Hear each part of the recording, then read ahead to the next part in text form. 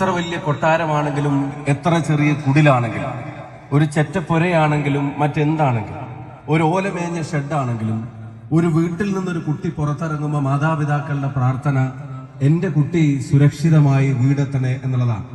എന്റെ കുട്ടിയെ കാത്തോളണേ എന്നുള്ളതല്ലാതെ ഒരു പ്രാർത്ഥനയോടെ അല്ലാതെ ഒരു മാതാപിതാക്കളും സ്വന്തം മക്കളെ പുറത്തേക്ക് അയക്കുന്നില്ല. അതേ വീടുകളിൽ ഇന്ന് പരസ്യ പ്രതികരണങ്ങൾ നമ്മൾ കാണേണ്ടി വരുന്നു. ഒരു മാതാവ് പറയാണ്, എന്റെ മാതാവിനെ എന്റെ മകൻ കൊല്ലുമോന്ന് എനിക്ക് പേടിയുണ്ടെന്ന് പോലീസിനെ വിളിച്ച് പറയേണ്ടി വരികയാണ്.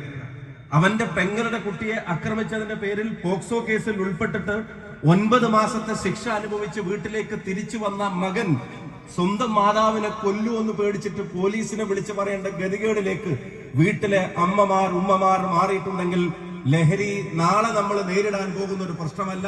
ലഹരി നമ്മൾ നേരിട്ട് കൊണ്ടിരിക്കുന്ന ഒരു വലിയ ഗുരുതരമായ ഒരു വെല്ലുവിളിയാണ് എന്നുള്ള തിരിച്ചറിവ് ഈ പൊതുസമൂഹത്തിന് ഉണ്ടാവണമെന്ന അഭ്യർത്ഥനയോടെയാണ് ഈ ഇഫ്താർ സംഗമത്തിലേക്ക് ഈ ആയിരങ്ങൾ വന്നു ചേർന്നിട്ടുള്ളത് എന്ന കാര്യത്തിന് സംശയം വേണ്ട. ഈ ലൂളി ഗ്രൗണ്ടിൽ ആയിരക്കണക്കിനായ ആളുകൾ നിരവധി തവണ ഇതിനു മുമ്പും വന്നിട്ടുണ്ട്. തെരഞ്ഞെടുപ്പുകളും രാഷ്ട്രീയ പ്രസ്ഥാനങ്ങളുടെ പരിപാടികളിലും കായിക മേളകളിലും ഒക്കെ ഇവിടെ ആയിരങ്ങൾ തിങ്ങി നിറഞ്ഞിട്ടുണ്ട്. KMCC എന്ന പ്രസ്ഥാനം ഇതിനു മുമ്പും ആയിരക്കണക്കിന് ആളുകളെ പല വേദികളിൽ ചേർത്ത് പിടിച്ചിട്ടുണ്ട്. KMCC ഇന്നിന്റെ വേദനകളിൽ, ജനങ്ങളുടെ പ്രയാസങ്ങളിൽ അവരുടെ കംഫർട്ടിന്റെ മരുന്ന് പുരട്ടാൻ ആഗ്രഹിക്കുന്ന ഒരു പ്രസ്ഥാനമായി നിരവധി പ്രവർത്തനങ്ങൾ നടത്തിയിട്ടുണ്ട്.